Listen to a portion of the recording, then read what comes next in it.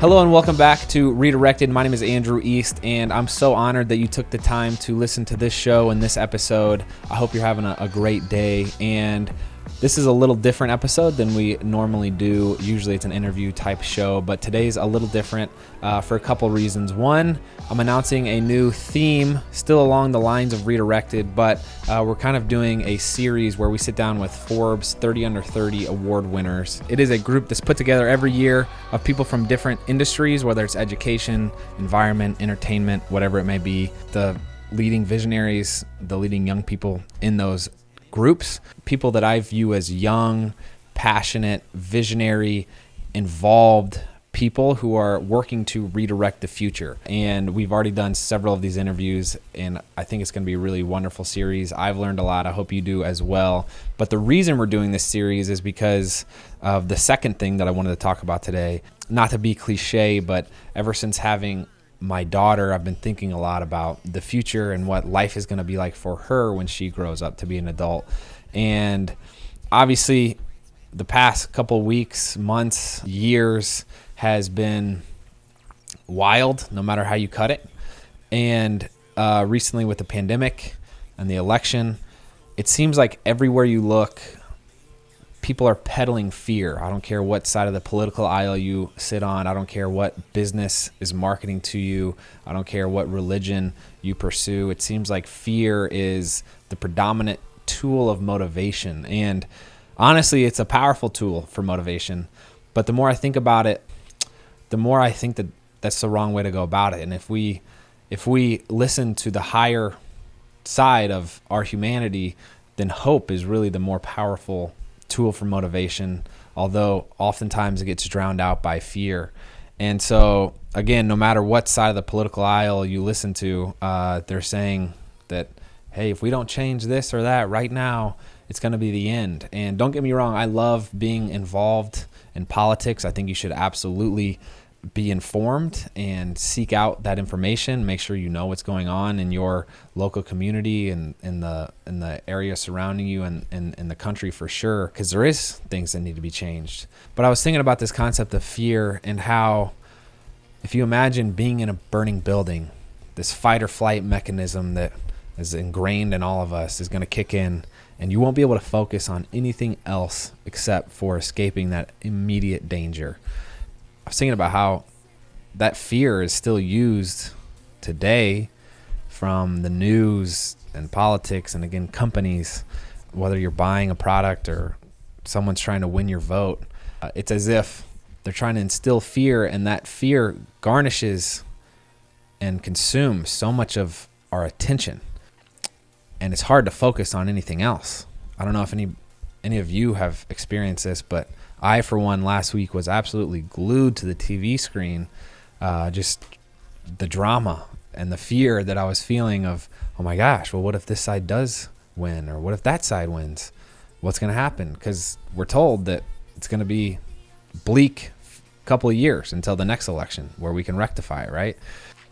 And I don't think that that's the right way to go about life. I don't think that's a way to find joy or connection. And in my mind, again, I'm not sure your religious beliefs, but I think that we're meant to fear one being and one entity, and that's it. And the good thing for us is by fearing that one thing, it would consume, God would consume our full, undivided attention and consume our focus. But the great thing is, unlike a burning building or a politician painting a bleak picture, when we fear that being, there's a lot of hope that we receive as a side effect of that. And so I'm trying to do a better job at realizing that and getting out of this rat race or warped sense of reality. Sean and I were talking the other day about how interesting it is that when you're in high school or younger, politics was still a thing, obviously. And you would hear conversations in the school hallways and at home for sure. But when you're not fully embedded in the news and in the culture, it doesn't have that same amplitude that it does when you grow up and be an adult. In high school, there's drama and there's sports and there's, friends that you're focused on and activities that you're involved with. And so you're not reading the news every single day. And so these little things don't have the same magnitude in your mind, and they don't affect your emotions the same way, right? Because there's other things going on. And again, I am a huge proponent of being involved in politics, and it's a very important responsibility that we have as citizens of this nation. But keep in mind that people are exploiting that tendency that we all have to glue our eyes to the TV screen and to want to know every single tiny detail of who did what wrong and who did this right and the drama of it all. And I'm not villainizing the news or the media like is a common trend, but I think the awareness that they profit off your attention is a good awareness to have. And there's different levels to how this thing works. The first level is to get riled up by everything that happens, good or bad. Nobody's perfect. No leader will be the one-stop shop to solving all of our problems. And to vent and let your emotions get out of control because of the fear that we do get wrapped up into, that's level one. I think there's another level where you realize that things are rarely as good or as bad as we perceive them to be at first glance, and to look at the landscape of what is and realize, again, no matter how excited or discouraged you are, that there's always hope and there's always going to be room for improvement. I think that's the piece that's missing. The first level, we get annoyed and frustrated at our friends and family, and we take it personally when people have different viewpoints than us. The second level, I think we're all bonded and we're all connected by the realization that things are not what they could be. There will be change, there will be something better. We just have to work together to do it.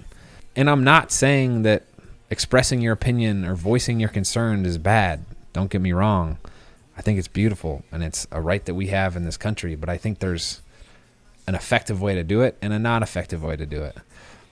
And so just be conscious that if you're speaking strictly out of emotions and not out of the realization that there's people that feel as passionately about whatever subject as you do, just on the other side of the aisle, and that the emotions will only lead to screaming at each other and no realization or connection will be made, then that's not going to be effective. But if we take the time to sit down and to listen and to evaluate things as they are, not as they're enlarged or exaggerated to be, then I think that's a good context to have a conversation.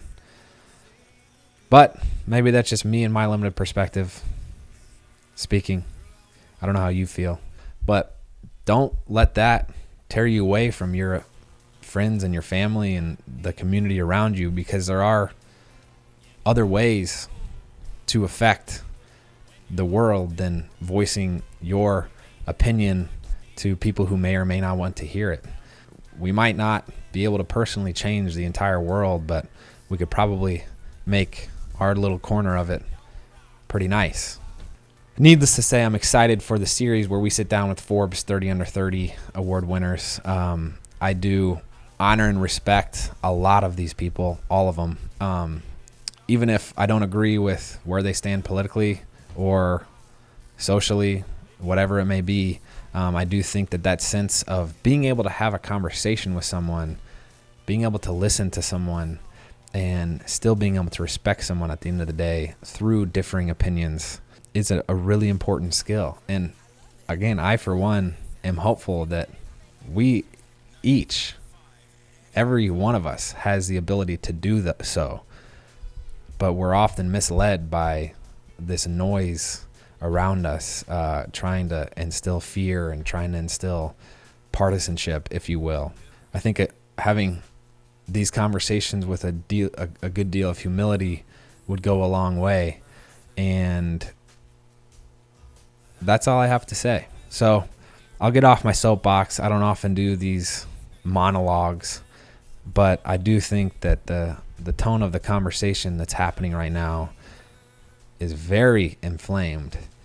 And so for my piece, I just wanted to present the less outrageous, less loud, less angry opinion that I have, and maybe some of you share. I don't know if any of this made sense. This was literally just a stream of consciousness. But I do hope you have a good day. I do hope you know that there is hope and things are going to be okay. We should absolutely work to make things better in whatever way we can. But it's going to be okay. So that's all I had. I hope you enjoy this series. If you enjoyed this episode and if you enjoyed the show, if you're a returning listener, I do appreciate hearing your feedback in the form of ratings, reviews, DMs, whatever it may be. That's all I got. Have a great day, and we'll see you later. This is Andrew, out.